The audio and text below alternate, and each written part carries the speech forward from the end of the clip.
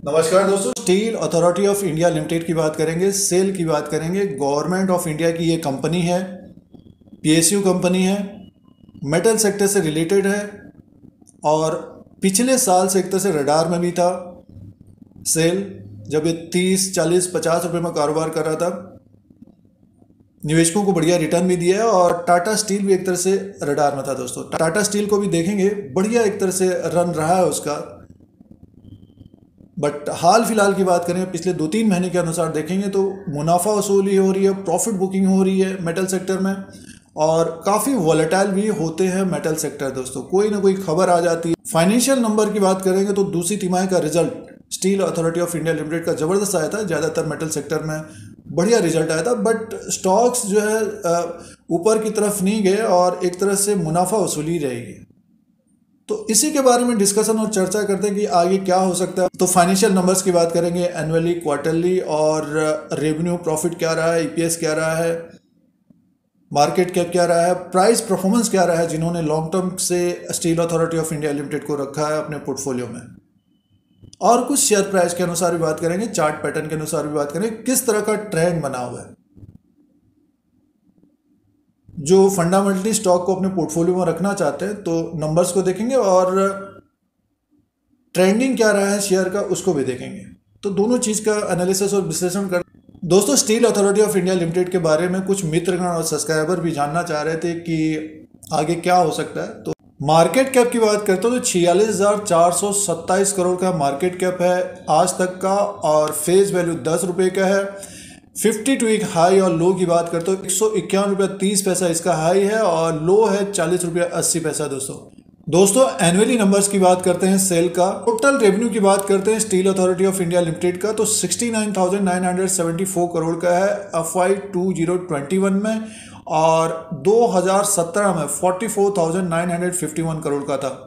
तो इम्प्रूवमेंट रहा है, बट 2019 में इनका जो रेवेन्यू था 67,468 करोड़ का था दोस्तों, और 2020 में भी रेवेन्यू अच्छा था 62,569 करोड़ का। तो अब की बार देखिए इनका जो रेवेन्यू है 69,974 करोड़ का है।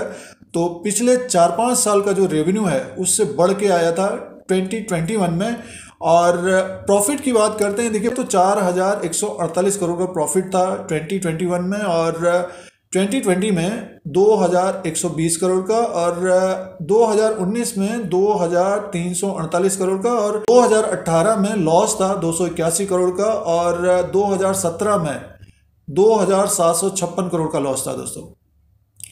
तो पिछले 3 साल में बढ़िया एक प्रॉफिट रहा है, पिछले 3 साल में इंप्रूवमेंट रहा है और 2021 में इनका जो प्रॉफिट है 4,148 करोड़ का और ईपीएस देखिए 10 का है। क्वार्टरली नंबर्स की बात करते हैं steel authority of India limited का। सितंबर 2021 में टोटल इनकम था 27,000 करोड़ का और सितंबर 2020 में 17,097 करोड़ का टोटल इनकम था और दिसंबर 2020 में 19,797 करोड़ का था।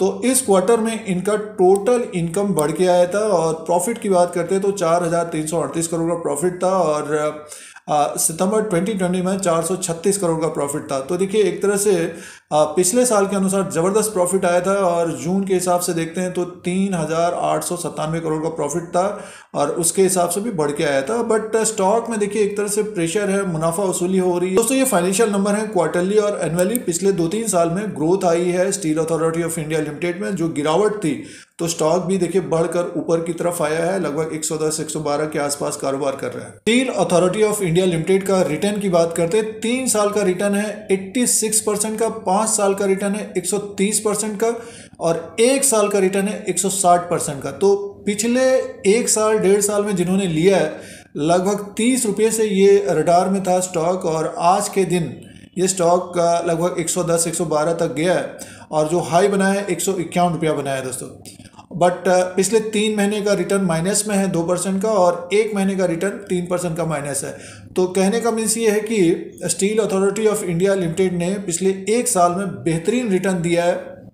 3 साल में भी अच्छा खासा रिटर्न है। जिन्होंने 3 साल पहले लिया है तो आज के दिन उनका दुगना रिटर्न मिला और 5 साल का रिटर्न भी बढ़िया है। तो ये प्राइस परफॉर्मेंस की बात थी दोस्तों, प्रमोटर्स की जो होल्डिंग है 65% की है, गवर्नमेंट ऑफ इंडिया की 65% की होल्डिंग है और दिसंबर में थी 75% की होल्डिंग थी। और उसके बाद देखिए एक तरह से मेंटेन है ये। एफआईज देखिए क्या कर रहे हैं, सेल में 5.38% की होल्डिंग है सितंबर 2021 तक, और उससे पहले देखते हैं तो 4.16 दिसंबर में थी और 4.32% मार्च में थी और जून में 5.01% थी। तो इन्होंने खरीदारी की है एफआईज ने।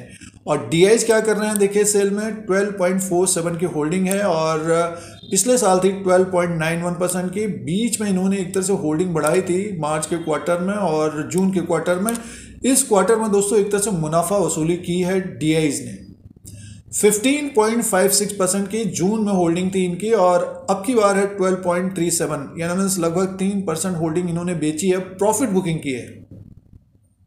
इन्होंने प्रॉफिट बुकिंग की है सेल में steel authority of India limited में। तो ये शेयर होल्डिंग पैटर्न है सितंबर 2021 तक।